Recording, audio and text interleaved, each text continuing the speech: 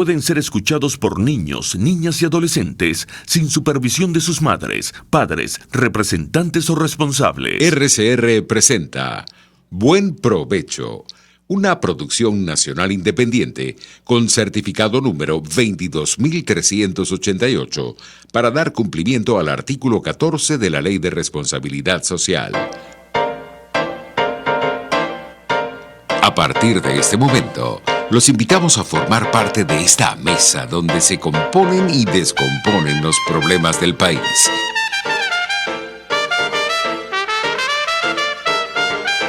RCR presenta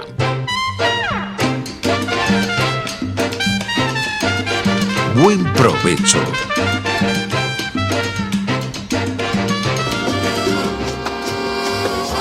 La voz de la diáspora en Buen Provecho con el profesor Tomás Páez. Buenas tardes, querida audiencia global. Estamos transmitiendo desde la emisora pionera de la radio venezolana, Radio Caracas Radio, y el programa pionero de la diáspora venezolana, ya en su cuarto año, a través de Radio Caracas Radio y Radio Caracas Televisión, bajo la dirección de la estación de a nombre de Jaime Nestares, en la gerencia de producción Willit Zarcaya, en la producción Carla Sons, en los controles Gregorio González y en el micrófono quien les habla, Tomás Páez. Hoy tenemos con nosotros un invitado de superlujo, realmente. Creo que ni siquiera necesita presentación. César Miguel Rondón, escritor, comunicador, nuestro compañero de las mañanas con las noticias desde hace un montón de años. Escuchábamos la lectura de los informes de los periódicos, las entrevistas.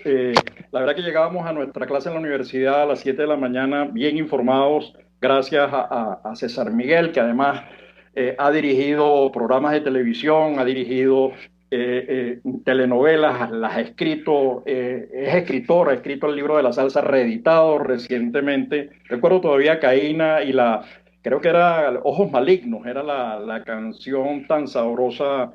Y luego cerraba con los Beatles a las 9 de la mañana, 2 para las 9, 5 para las 9, pero cerraba con los Beatles. Y le decía que solo hay otra persona que yo conozco que los quiera tanto como César, que es Leonardo Aranguibel. Le preguntaba a César, ¿cómo vive este exilio? Porque además tú naciste en el exilio, tú naciste producto en México, producto de la persecución a tu familia. ¿Cómo vives esta nueva odisea en los Estados Unidos? Bueno, en primer lugar, muchísimas gracias, Tomás, por la invitación y por tu generosa invitación, y saludos a toda la audiencia en RCR. Mira, el exilio tiene como principal característica que es algo impuesto. De hecho, el destierro es una de las condenas más antiguas que conoce el hombre, ¿no? Una de las maneras más fáciles de castigar era siempre el desterrado, ¿no? Y ha habido desterrados famosos, desde Moisés hasta Dante, pues la lista es muy, muy larga. De manera tal de que si alguna característica tiene el desterrado, el exilado, es que se fue contra su voluntad y desea volver. No estaba en sus planes irse. Nosotros estamos pasando por una diáspora masiva, grande, muy, muy heterogénea, donde la abrumadora mayoría se fue porque no pudo seguir en Venezuela, porque las circunstancias del país se le fueron convirtiendo cada vez en algo más adverso, más terrible, más duro. Pero hubo la decisión de yo no soporto esto, yo no puedo esto, y yo debo irme para garantizarle algún bienestar mínimo a mi familia. Pero existe la decisión, nos vamos. En mi caso, en el caso de mi familia, no existió esa decisión. Un buen día recibo una suerte de condena absurda en cadena de radio y televisión de parte del presidente, y como me dijo un eminente jurista penalista venezolano, César Miguel, cuando en un gobierno totalitario, autoritario, el presidente de la República dice que fulano debe estar preso, fulano va a estar preso. Y eso pues obligó a la salida mía y de mis hijas menores que estaban en ese momento con nosotros en Venezuela. Esa es la primera característica, ¿no? Yo siempre me asumí como el último de la película, yo siempre asumí que yo iba a apagar la luz cuando ya no iba a haber más alternativa, pero no, fíjate, salí y todavía estoy muy lejos de ser el último.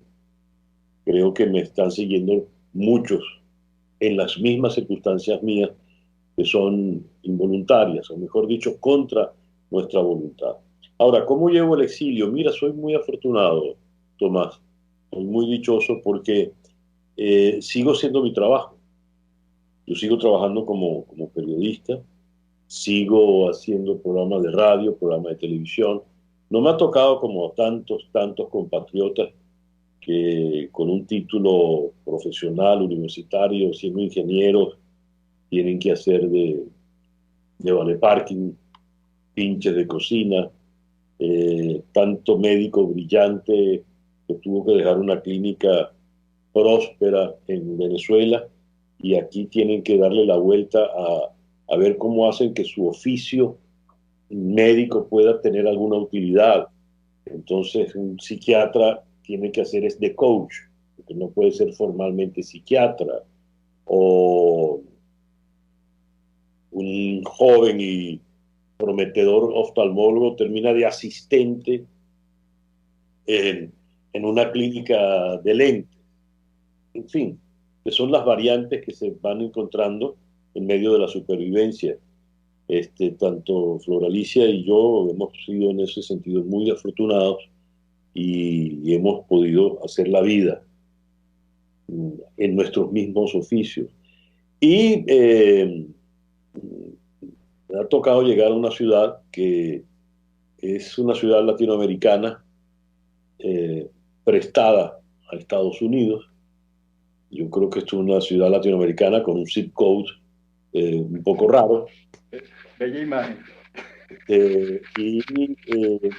Con otra ventaja muy importante para mí, que siendo uno caribeño como somos nosotros, esta es una ciudad con mucho mar por todas partes. Y eso siempre te da una cierto alivio, ¿no? Te alivia el espíritu. Ahora, el detalle está, y lo declaraba no hace mucho en estos días, que tú te vas del país o te sacan del país, pero el país no se sale de ti. El país está en ti todo el tiempo. El país, decía yo en esa entrevista, es mucho más que una mera referencia geográfica. El país por ejemplo, para mí que soy caraqueño, el país es Caracas, cierto, pero no porque no vea el Ávila no deja de estar allí y lo que está ocurriendo en ese valle no deja de ser dramático y doloroso para todos nosotros, ¿no? Amén de que mi trabajo sigue siendo sustantivamente venezolano, porque no dejo de hacer programas. Si bien he ampliado los públicos, el público fundamental al cual uno se le dirige siempre es el venezolano, esté fuera o esté dentro. Tú diriges en este momento dos programas, ¿no? Entiendo, Día a Día y En Conexión. ¿O es...? Día a Día es el programa de radio. Sale de 7 a 9 de la mañana en una estación local en Miami, 107.1 FM. Y es una producción que se hace para un portal, una plataforma que es América Digital, que a su vez lo distribuye en todos sus medios, vía Internet, ¿no? Es una ventaja. El exilio en un tiempo como este es una ventaja. Yo recuerdo en el exilio de mis padres, mi papá tenía un radio Zenith, más o menos de este tamaño, que ese radio después fue a Venezuela con nosotros, ¿no? Y yo ahí oía la pelota en las noches. Pero ese radio Zenith era para mi papá, para él, con la onda corta, tratar en las noches, solo en las noches, porque era cuando se podía sintonizar, de agarrar alguna estación de Venezuela o alguna radio que le pudiera dar información de Venezuela. Hoy en día la comunicación se ha hecho muy fluida, llegamos realmente a la globalización y bueno, mira, un programa de radio es programa de radio, pero es a su vez se puede ver, se puede sintonizar por internet, en fin. Entonces hago ese programa de radio, hago un programa de televisión que ya lo estaba haciendo en Caracas, solo que en Caracas nunca salió al aire, en Venezuela nunca salió al aire por IBC, por órdenes expresas, muy peculiares del régimen, ¿no? Porque no fue una orden escrita ni taxativa, ¿no? Sino una media palabra así de un eh, alto representante. del régimen que dijo, pero Rondón no está al aire, ¿verdad? A lo cual dijeron no. Entonces el programa no salía, como no sale en Venezuela, pero sí salía en el resto del continente. Este programa En Conexión es una hora diaria. El programa de radio es de 7 a 9 de la mañana, 2 horas diarias. El programa de televisión también se puede ver por internet y en las plataformas de América Digital y sale en Miami, en Estados Unidos. En Miami sale por TVV, el canal que antes era TV Venezuela, y en buena parte de América Latina sale por IBC. Y hago también un podcast diario que se llama Sin Código, donde pues el podcast te permite ir con un poquito más de profundidad a alguna noticia puntual del día. Me gusta mucho hacer los podcasts. De manera tal de que son 3 espacios que en definitiva te están sumando prácticamente 6 horas de producción audiovisual. Y mantengo la página de siempre, que es un trabajo muy personal, es como mi blog personal, que es cesarmiguelrondon.com. A ver, César, acabas de señalar, yo recuerdo haberte visto en el canal que era radio y televisión, donde ibas a entrevistar a alguien, y el programa que no salió en la televisión, pero digo en Venezuela. Se vi en ese momento, creo que era el año 2016 o principio de 2017. Sí. Bueno, comentamos eso, a mí me sorprendió mucho porque era una emisora de radio que al mismo tiempo era televisión, entonces era así como para mí fue novedoso. Ahora, los periodistas venezolanos, si hay un segmento del país que se ha ido, es el de los periodistas, es el de los comunicadores, es el de la gente de mercadeo, porque las empresas han cerrado, porque los medios han cerrado, porque han sido expropiados, confiscados, invadidos, etcétera. Y hay inversiones de periodistas venezolanos en Estados Unidos, en España, digamos, en muchos lados, ¿no? El tema de cómo viviste la persecución, de cómo fue el hostigamiento, de cómo fue la persecución a la libertad de expresión, tú eres una excelente expresión de esa persecución, ¿no? Porque tú además eras una referencia muy, eh, además muy sopesado, tú eres muy, en tus entrevistas eres muy calmado, no eres, no hay agresión, no hay, y sin embargo fuiste perseguido. Entonces, ¿cómo lo viviste ese tema de el cerco a la libertad de expresión? Porque si algo ha atacado el gobierno desde el día 1 con la creación de Conatel y la ley esa mordaza en el año que llaman resorte, en el año 2012, si mal no recuerdo, fue exactamente eso, perseguir la libertad de expresión, que es lo que persigue en primer lugar toda dictadura. ¿Cómo lo viviste todo ese proceso? Porque fue angustioso, ¿no? Un proceso muy largo, muy, muy largo, Tomás. Solo que lo que se conoce es cuando la gota rebasó el vaso ya. Pero fue un proceso larguísimo de años. Y el régimen fue arreglándoselas para que tú no pudieses hablar de tal o tal otro tema. Pero en esa práctica venían desde hace rato. ¿Recuerdas, por ejemplo, cuando viene el asesinato del fiscal Danilo Anderson? El entonces fiscal general Isaías Rodríguez dice, Dios, cómo quisiera no tener esta camisa de fuerza para poder decir todo lo que quiero decir. Después se topó con aquel testigo estrella, Giovanni Vázquez, creo que se llamaba.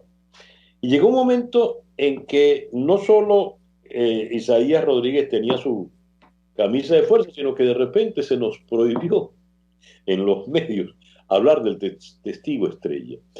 Me río hoy en día porque era una circunstancia muy ridícula, pero esa circunstancia ridícula se fue manteniendo a lo largo del tiempo.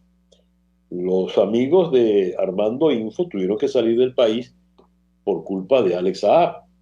Y llegó un momento en que tú no podías nombrar a Alex Saab en ningún medio. Entonces, ¿qué hacía uno? Estoy poniendo estos dos casos como meros referentes, ¿no? Casi como anécdotas. Tú te las arreglabas para, muy bien, me estás poniendo este inconveniente, pero voy a ver de qué manera burlo el inconveniente, le doy la vuelta, giro y llego. Esa ha sido una práctica de siempre ante los gobiernos dictatoriales. Con las distancias del caso, los artistas lo han hecho. Cuando Joan Manuel Serrat comienza a cantar, siendo un joven español, estaba la dictadura de Franco en su apogeo. Y él se las arregló para poder decir y cantar cosas que la censura franquista no hubiese permitido. En la misma onda, Chico Buarque surge, siendo también muy joven, cantando en plena dictadura brasileña de Garrastazu Medici. Y se las arregla para, entre una samba y disimula una canción de amor, y la canción de amor tiene un trasfondo político, y así poco a poco se van diciendo las cosas. En los medios, esto se pudo superar de muchas maneras. Yo me las arreglaba para no decir esto, para no decir lo otro, diciéndolo, que era donde estaba la habilidad. En algún momento, a un veterano del periodismo como Juan Manuel Felipe Sierra le preguntaron, ¿cómo hace usted para burlar la censura? Y él dijo, con canas. Bueno, en mi caso fue algo parecido, ¿no? Las canas, la experiencia me permitieron poder sortear inconvenientes por mucho tiempo. Pero el acoso fue cada vez mayor. A mí no me llamaban, pero llamaban al director de la radio o al presidente de Unión Radio, lo citaban cada vez con más frecuencia a Conatel para que diese explicaciones sobre por qué yo había dicho esto o había dicho lo otro. En algunos casos, y esto fue lo que terminó ocurriendo conmigo, no era ni siquiera ya por lo que yo hubiese dicho en el programa, sino por el tuit que yo hubiese escrito o el mensaje tal que yo hubiese escrito, con lo cual la censura se hizo cada vez más fuerte. Y entonces, así fue como uno pudo ir sorteando, ¿no? Claro, cada vez más y más limitado, y ya uno al final sabía que los días estaban contados. Yo le decía a mis compañeros, a los muchachos que trabajaban conmigo, bueno, hoy hicimos programa, ojalá mañana podamos salir al aire otra vez. Y eso al final de cada programa, porque sabías que en cualquier momento ibas a estar complicado hasta que llegó ya el día final, donde entendiste muy bien que será tu último programa.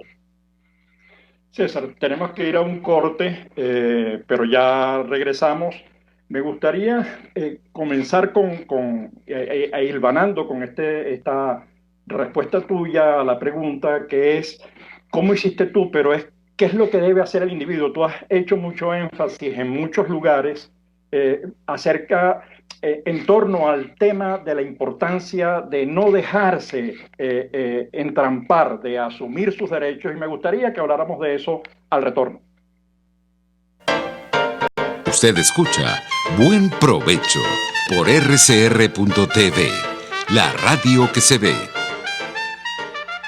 Sintonícenos a través de Periscope, @RCR750, la radio que se ve. Mis amigos, una empresa comprometida y responsable con su personal es una empresa segura, y Produzca es la compañía pionera en Venezuela que ofrece la mayor cantidad de equipos de comprobada calidad para garantizar la seguridad integral de toda la nómina industrial de cualquier empresa. El catálogo de Produzca es inmenso, todo tipo de guantes, cascos, accesorios y productos varios de protección para tu personal. Conoce más de Produzca en www.produzca.com. Produzca, seguridad en tu empresa de los pies a la cabeza.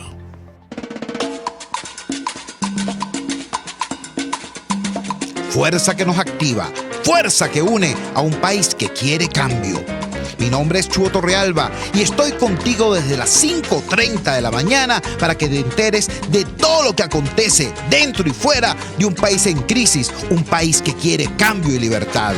Unidad, la fuerza es la unión, de lunes a viernes desde las 5:30 de la mañana con Chuo Torrealba, solo por RCR, porque lo bueno une.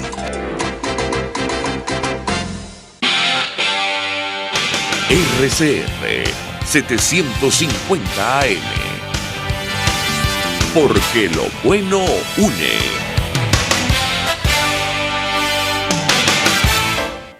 Los grandes temas se debaten en la mesa. Buen provecho por rcr.tv, la radio que se ve. Y síganos en Twitter, @RCR750. Bueno, estamos de regreso nuevamente con César Miguel Rondón. Además lo van a descubrir porque tiene una voz inconfundible, digamos, un tono y una presencia inconfundible. Habíamos dejado, bueno, la verdad que César no necesita mayor presentación nuevamente, pero bueno, es un defensor de la libertad, es un peleador nato a favor de los derechos humanos y en particular del derecho a la información, el derecho a ser informado y el derecho a informar y a expresar libremente las ideas. Había explicado César cómo él manejó la situación y la persecución y el hostigamiento del régimen venezolano a la libertad de expresión, cómo la iba sorteando hasta que llegó un momento en que no fue posible sortearla. Pero quiero vincular esto con una pregunta que dejé en el aire, que es la responsabilidad, y yo creo que esa es la palabra fundamental, la responsabilidad del individuo en la defensa de sus derechos. César ha hecho, primero, un ejemplo viviente de ello, y en segundo lugar me gustaría entonces que nos hablara de su reflexión en relación y en torno a este tema. ¿En qué consiste este oficio al que se dedica uno? Este oficio es un oficio para informar. Y cuando uno dice informar, evidentemente uno trata de informar cosas certeras, verdaderas. En circunstancias normales, pues uno estaría muy pendiente del tema del coronavirus, por ejemplo, cómo va el proceso de contagio, cómo va el proceso de la vacuna. Y en un país normal esas cosas se debatirían abiertamente. Cuando tú vives bajo un régimen totalitario como el venezolano, hasta informar sobre el coronavirus pasa a ser un problema muy delicado. Entonces tenemos médicos que están presos por haber dicho cosas en grupos de WhatsApp sobre el coronavirus y, bueno, cualquier cantidad de periodistas y de medios complicados contra la pared, acorralados por informar. ¿Cuál es el problema? Que la verdad, decir la verdad para un régimen totalitario es anatema, es pecado, es muy peligroso. Y es muy peligroso porque el régimen totalitario vive precisamente de lo contrario, vive de la mentira. Yo he de venderte a ti la mentira de que estás bien, estás tranquilo, vives en un paraíso, que Venezuela es lo mejor del mundo, porque en la medida en que alguien te diga lo contrario, tú vas a quedar desnudo. Entonces la verdad pasa a ser un instrumento letal para el régimen. Y todo aquel que trabaje con la verdad o con la procura de la verdad va a estar en peligrosas circunstancias. Lo que nos ha pasado fundamentalmente a los periodistas, los comunicadores en general, los medios, a todos, a todo aquel que tenga algo que decir con relación a lo que se está viviendo. El régimen, ¿qué procura? Como todas las dictaduras, procuran silenciar. En tiempos pre-internet, pues qué fácil era cerrar el periódico, o cerrar el canal de televisión, o sencillamente poner preso al periodista y al dueño del medio. En tiempos de post-internet es más difícil. La verdad se vuelve como de mercurio, ¿verdad? Si se rompió el termómetro y el mercurio salió regado por todas partes, y qué difícil es agarrar una bolita de mercurio aquí y una bolita allá. Entonces, allí es donde nos hemos agarrado en estos tiempos modernos. Yo he hecho un chiste comentando que he cambiado el nombre. En lugar de César Miguel, ahora soy César Miguel Rondón, ahora soy César Millennial Rondón, porque sobre marcha me he visto obligado a esta altura de las canas y la calvicie a aprenderme a mover con la mayor celeridad y con comodidad a través de las redes.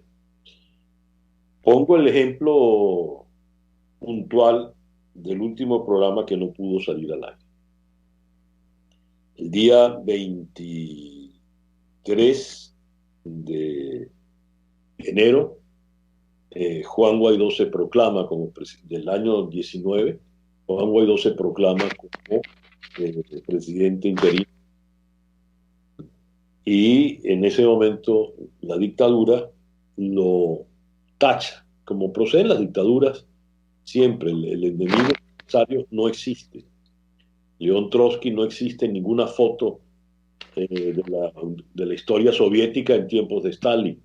Punto. Y tantos compañeros guerrilleros de Fidel Castro no existen en la historia, ni en la hemeroteca, ni en la fotografía de la Revolución Cubana. Entonces deciden, Juan Guaidó no existe. Se me plantea, ya yo estoy en el exilio, se me plantea que no puedo mencionarlo. Y yo les digo, bueno, mire, yo no puedo dejar de hacer el programa de mañana, 24 de enero, sin mencionar a Juan Guaidó, porque Juan Guaidó es la noticia. Si yo hago un programa de noticias donde yo comento la actualidad y no comento lo que aconteció con Juan Guaidó, yo estoy haciendo trampas. Le estoy haciendo trampas a la audiencia, a un público que con mucha consecuencia y solidaridad me ha acompañado por casi 30 años, y me estoy haciendo trampas a mí mismo. Y creo que a estas alturas de la vida hacerme trampas a mí mismo, chicos, es cuando menos una sinvergüenzura, un acto de cobardía, de deslealtad. Entonces, bueno, yo entendí que el programa no iba a salir. Y no iba a salir, no hubo ni siquiera que enunciarlo verbalmente. ¿Para qué decir que está lloviendo si está cayendo un palo? Claro. Entonces, Flor Alicia me dice, bueno, pero vamos a entrevistarlo, vamos a hacer un live en Instagram. En ese momento yo no sé qué es un live en Instagram. Pero esa misma tarde yo estoy entrevistando live Instagram por este telefonito a Juan Guaidó. Yo no sabía qué decir, si estamos en el aire o estamos en qué, porque yo tengo 40 y pico de años en el aire y ahora yo no tenía idea. Yo no tenía idea de cómo llamar al oyente o televidente. Y entonces me dicen internauta, amigos internautas. Yo lo resumí en una canción de los Beatles. She came in through the bathroom window. Ella entró por la ventana del baño. Entonces, muy bien, me cerraste las puertas, pero yo me meto ahora por la ventana del baño. Es decir, tú no te vas a salir con la tuya. Tú no vas a permitir que yo pueda seguir. Y durante 5 meses, más 6 meses, Flor Alicia y yo hicimos un espacio en la mañana por las redes, Instagram, que nos llamábamos Al Punto y Seguimos. Un programa que hacíamos como la canción, ¿no? Todo a pulmón, es decir, nosotros no cobramos. ¿qué le íbamos a cobrar? No teníamos, no había nada. Y ese espacio fue una manera de decir, no me vas a callar, no me vas a callar. Y sobre todo, el espacio, como lo hacíamos desde la casa, yo lo bauticé como casero y subversivo. Casero porque se hacía desde la casa y subversivo porque a efectos del régimen que yo hablase era ya subversivo, era una subversión, estaba saltándome una disposición dictatorial. Pero es ser consecuente con una razón de ser, ¿no? No creo que sea especialmente meritorio hacer tu trabajo. Creo que es lo que nos corresponde a todos.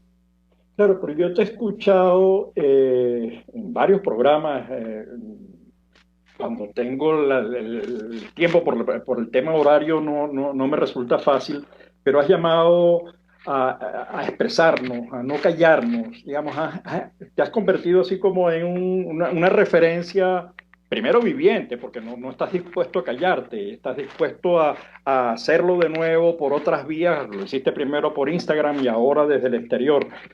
Pero ahorita que mencionaste a Guaidó, también has hablado, porque tú has entrevistado a media humanidad, también has hablado mucho y le has dedicado atención al tema de los dos gobiernos, ¿no? Es decir, hablaste ahorita de Guaidó, llevamos desde enero de 2019, pasa el año 19, estamos en el año 20, ahora se está hablando de elecciones. ¿Cómo estás viendo tú el panorama de los dos gobiernos y hacia dónde vamos con este tema y con la libertad de expresión? Porque yo a mí cada vez que me llaman de una emisora en Venezuela me dicen, por favor, no diga dictadura, no diga, ¿no? Entonces uno tiene que andar como cuidadoso para no dañar incluso al propio medio. Entonces tienes que crear nuevas formas de decir lo mismo sin mencionar los términos. Decir, por ejemplo, el arco minero ya no se puede mencionar en algunos medios y algunos periodistas corren el riesgo de terminar en prisión si lo hacen, ¿no? Entonces, ¿cómo lo estás viendo tú vinculando esto con lo que decías antes de tu noticia con Juan Guaidó? Antes de entrar a responderte eso, además quiero hacer un comentario muy gracioso. Yo estuve a punto de ser el primer periodista que iba a ser castigado por guardar silencio. Esto es muy gracioso. Yo entrevisté al alcalde de Cúcuta. En este momento se me fue el nombre. Y este señor descargó muy fuerte a Hugo Chávez, al gobierno. Y bueno, entre mis costumbres está en que yo hago una pregunta al entrevistado y me callo para oírlo, ¿verdad? No suelo interrumpir, precisamente porque creo en la libertad de expresión. Y el director de Conatel en ese momento puso un tuit, reclamó vehemente que yo me había quedado callado cuando insultaban al presidente de la República. A mí me iban a castigar por callarme, por el silencio. Chicos, yo no tengo por qué defender al presidente de la República. Ese no es mi trabajo. Bueno, total que pude pasar a los anales por hablar y por quedar callado. Sí, quedarme callado. Bien, ¿cómo veo la cosa de los dos gobiernos? Lamentablemente, el proceso político venezolano que hemos vivido ha carecido desde hace mucho tiempo de claridad en el liderazgo. Hemos ido funcionando a lo Eudomar Santos. Como vaya viniendo, vamos viendo. Y si tú tienes enfrente un adversario inescrupuloso, amoral, con francas y abiertas características delictivas, tú no puedes ir desprevenido y trazar estrategias en el cómo vaya viniendo, vamos viendo. No voy a entrar en los detalles, pero se puede hacer de esto un largo inventario, a mi manera de ver, desde el mismo 2004, que fue un año, si se quiere, luctuoso, que fue seguido al 2005 por aquel exabrupto de la abstención en las parlamentarias, y así ha venido ocurriendo. En el año 19, arrancando el año 19, le toca la presidencia de la Asamblea Nacional al Partido Voluntad Popular. A diferencia de lo que habían hecho los otros partidos con esa presidencia, léase, Barbosa por Un Nuevo Tiempo, Borges por Primero Justicia y Ramos Salud por Acción Democrática, se dan un golpe de osadía importante, los de Voluntad Popular, y es valiéndose de las elecciones de mayo del año anterior, del 2018, que fueron unas elecciones arbitrarias, ilegales, írritas, decir, Nicolás Maduro ya no es presidente de la República, es un usurpador y por lo tanto, constitucionalmente, el presidente del Congreso, el presidente de la Asamblea Nacional, pasa a ser el presidente interino de la República. Como golpe de impacto fue extraordinario, fue una sacudida importantísima a la mesa, la causa de la oposición venía desintegrándose y se vivió un momento de euforia que poco duró porque errores y tras errores hicieron que se fuera resquebrajando, se le fueran aflojando los tornillos a ese andamiaje que se había levantado y que no le permitiese crecer más. Entonces pasamos a vivir una situación, yo la he definido como esquizofrénica, porque ni es lo uno ni es lo otro. Tenemos un gobierno legítimo que no puede gobernar porque no tiene el poder. Tenemos un gobierno ilegítimo que es el que realmente gobierna porque es el que tiene el poder. Y en medio de esto, una sociedad que por el mal gobierno, la hiperinflación, la crisis de los servicios, la crisis de la vida nacional, una población que cada día está más agitada, atareada, en la mera sobrevivencia, y no puede ocuparse de ir a marchar, de protestar bajo una dirección política coherente y mucho más. Eso nos ha traído hasta acá, de manera tal de que la situación política en Venezuela es la situación de la asfixia, buscando desesperadamente unos y otros bombonas de oxígeno para respirar un poquito más. Eso vale para Guaidó y lo que él representa, vale para Maduro y lo que él representa, y en el mientras tanto un país que cada día es menos en todos los sentidos. Entrar a analizar el por qué nos ha pasado, pues podemos hablar horas, y no sería solo a beneficio de inventario.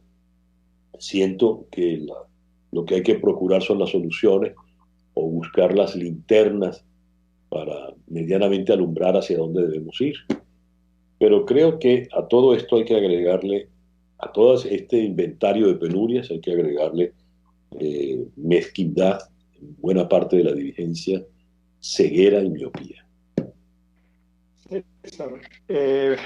Vamos a corte para la publicidad y regresamos para nuestro último segmento, pero quisiera dejar, a propósito de esto, sin pretender buscar salidas, a mí las declaraciones del ministro de la Defensa y luego las decisiones del Tribunal Supremo de Justicia me dejan como frío, pero de eso quisiera hablar al retorno en nuestro último segmento. Usted escucha Buen Provecho por rcr.tv, la radio que se ve. Puedes seguirnos en nuestras redes sociales, en Twitter, @RCR750, la radio que se ve. Y ahora quiero hablarte de Comercializadora Prada, y ya de solo nombrarlo se me hace agua la boca, porque Comercializadora Prada son los más frescos quesos y embutidos que te llevan a tu casa. Todos los quesos, todos los embutidos, y como cuentan con proveedores exclusivos, te resulta mucho más económico. Llámalos ya, 0424-134-6035, en Instagram wprada.ve. Comercializadora Prada, todo en quesos y embutidos con la mejor relación precio-sabor. Contigo. Que les habla Eduardo Battistini de Primero Justicia. Una de las grandes enseñanzas que vamos a tener los venezolanos después de todo este proceso que estamos viviendo es a valorar cada vez más lo que tenemos en Venezuela. Porque hoy en día, por ejemplo, un venezolano que está afuera se ha ido acostumbrando a que los servicios públicos cuestan, se ha ido acostumbrando a que nada puede ser gratis, porque nada gratis es sostenible en el tiempo. Y yo espero y aspiro que cuando vayamos a Venezuela, la reconstrucción de nuestro país no solamente sea una reconstrucción física de la destrucción que ha hecho el chavismo en la infraestructura y en la economía venezolana, sino también vayamos a una reconstrucción de la forma de pensar y de cómo nosotros afrontamos el ser ciudadanos realmente en el marco de un país que necesita de una ciudadanía que colabore y que sea parte de la solución y no sea parte del problema. Contigo, solo por RCR, porque lo bueno une. RCR 750 AM, porque lo bueno une. Los grandes temas se debaten en la mesa. Buen provecho por rcr.tv, la radio que se ve. Y síganos en Twitter, @rcr750.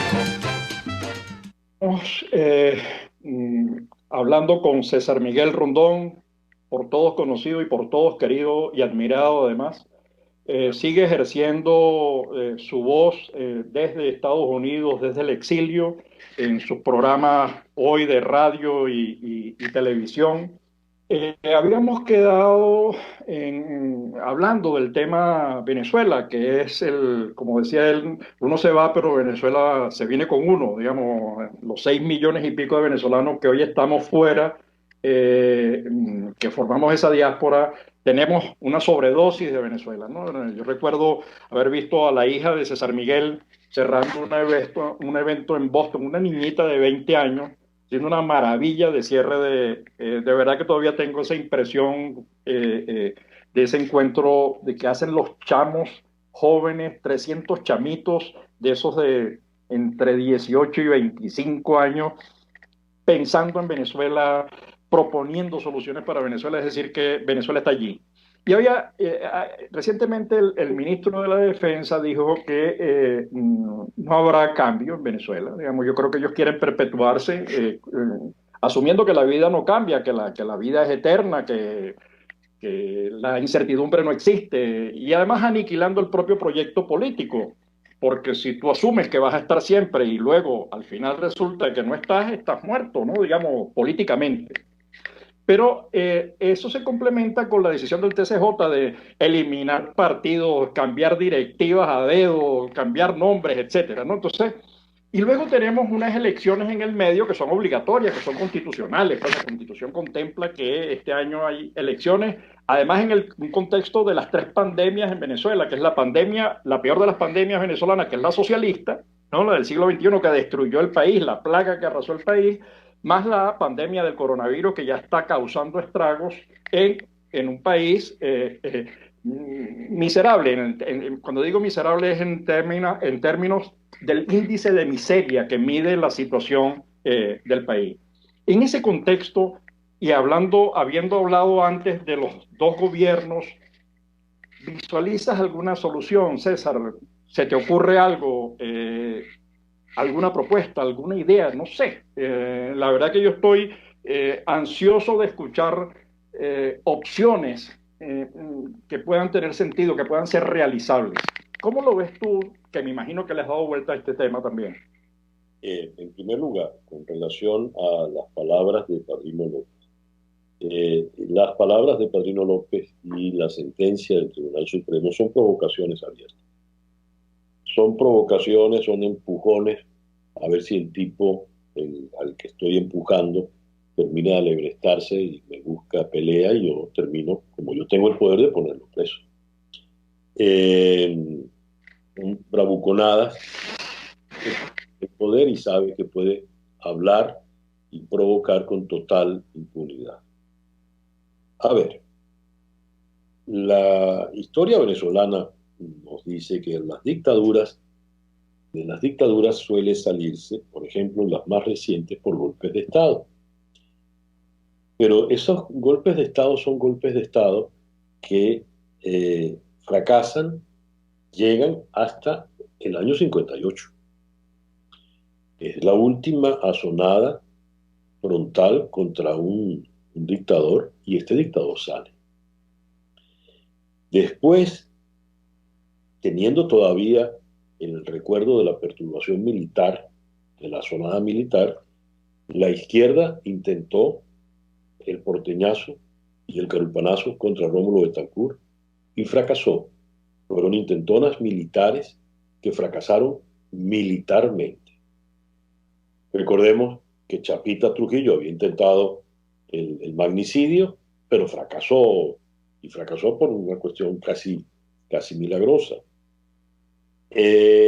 Antes habíamos tenido, por ejemplo, el general Gómez se murió en su cama. Y López Contreras logró a su manera la transición, a pesar de aquel turbulento año 36, logró su transición y llegó Medina Angarita. Viene la sonada de los tenientes coroneles, Pérez Jiménez, Delgado Chalbó y demás, convencen en la intentona Acción Democrática y viene el trienio Adeco.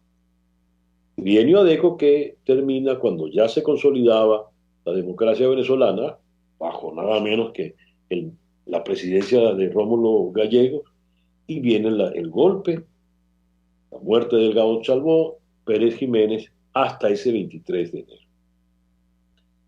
Rómulo Betancourt logra gobernar, pero de una manera dura y respetando todo el proceso democrático.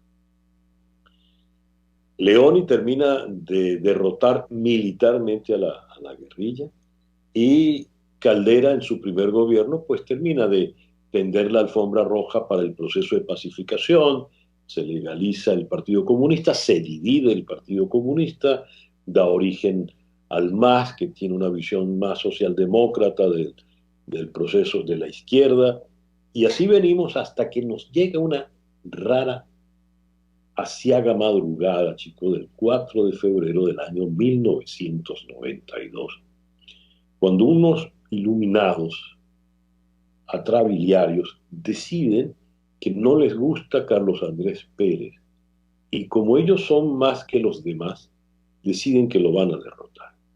Pero Chávez es derrotado militarmente, y luego, el 27 de noviembre, es derrotado militarmente la asonada de Visconti y Gruber Odremán. Chávez, que viene de allí, que fue golpista, transforma por completo la Fuerza Armada. Empieza a darle dinero a la Fuerza Armada. El primer paquete grande de corrupción es el Plan Bolívar 2000, donde generales como Cruz Weffer, lo recordarás, se hace de millones de dólares. Y viene un proceso increíble donde es imposible darle un golpe de Estado a la dictadura, porque la dictadura es precisamente la Fuerza Armada es consustancial a esa dictadura. Cuando Guaidó comienza el gobierno interino, plantea una ley de amnistía que nunca le hizo mella a la Fuerza Armada porque, según dicen los expertos, estaba mal concebida, porque le estaban dando perdón a unos militares que no se sentían transgresores, sino que sentían que era normal lo que estaba haciendo. Hago toda esta larga explicación por una sola razón, porque de las dictaduras se sale por el golpe de Estado en Venezuela. Esa posibilidad es falsa en Venezuela y ha fracasado. 300 oficiales desbaratados, torturados, asesinados en las cárceles políticas del régimen. El fracaso terrible, inaceptable de ese fiasco del 30 de abril. Y más allá, el fiasco tragicómico, ridículo, de la llamada Operación Gedeón. De manera tal de que ni la subversión ni el alzamiento militar te van a ayudar a salir de esto. Entonces surge el espejismo de la intervención extranjera. Donald Trump aparece como el gran salvador porque en algún momento dijo que todas las opciones estaban sobre la mesa, sin explicar no solo cuáles eran esas opciones, sino que la gente pensó, quiso no que estuvieran todas, sino esa específica que es quiero. Bueno, evidentemente no va a ocurrir esa intervención extranjera. El mundo está muy complicado. No había intervención extranjera antes del COVID. Con el COVID va a haber mucho menos. Pues eliminadas esas dos opciones, ¿qué te queda? La opción doméstica, la opción vernácula. Pero esa no pareciera tener raíces, porque buena parte de la dirigencia perdió el norte con el país. Michael Penfold hizo una observación extraordinaria con relación al proceso del gobierno interino. Él dijo, el gobierno interino se ganó el reconocimiento de 60 países y se lo tomó en serio y se convirtió en un gobierno de saco y corbata, un gobierno para el exterior.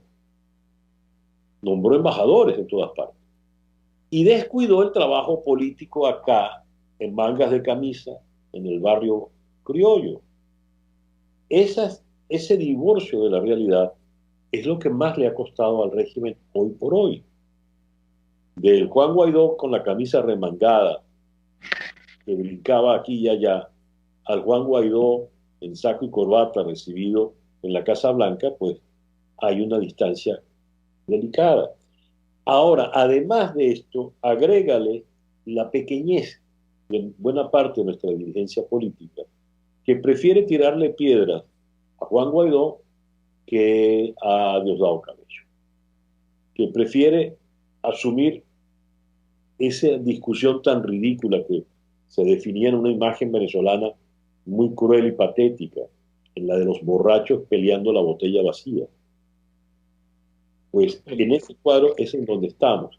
Y es por ello que se nos plantean dilemas que son de difícil solución. Votar o no votar, pelear o no pelear aquí, un gobierno en el exilio o sigue el gobierno interino. Todas discusiones en la práctica política de hoy bastante bizantina, porque en todo caso, resuelvas uno o resuelvas lo otro, no vas a llegar de verdad al meollo del asunto. ¿Cuál es el meollo del asunto? Salir de la dictadura. Evidentemente, el final de esta película ha de ser que Maduro ya no esté más en Miraflores. ¿Cómo sales de Maduro en Miraflores? Pues la solución no la tiene nadie en este momento, porque de repente surge un sector minoritario, pero muy escandaloso, pidiendo no la intervención extranjera, sino que eufemísticamente la llaman una intervención de paz. Sí, cómo no. Muy bien, pero con cascos y fusiles y de... Sí. O tienes esa que no va a venir, o tienes la opción del 30 de abril y de la Operación Gedeón, que también fueron fracasos. Y mi verdadera crítica a Juan Guaidó es que nunca decidió cortar ni deslindarse abierto y radicalmente de esas opciones que más que suicidas eran ridículas, eran muy, muy tontas. Ese es el panorama como lo veo. Entonces, ante esta situación, ¿qué nos queda? Bueno, nos queda enfriar un poco la cabeza, nos queda sentarnos y convocar a un liderazgo de verdad sensato, con los pies en la tierra y suficiente valor e hidalguía para no creer en pajaritos preñados. César, de verdad que, bueno, estás reivindicando la política con P mayúscula.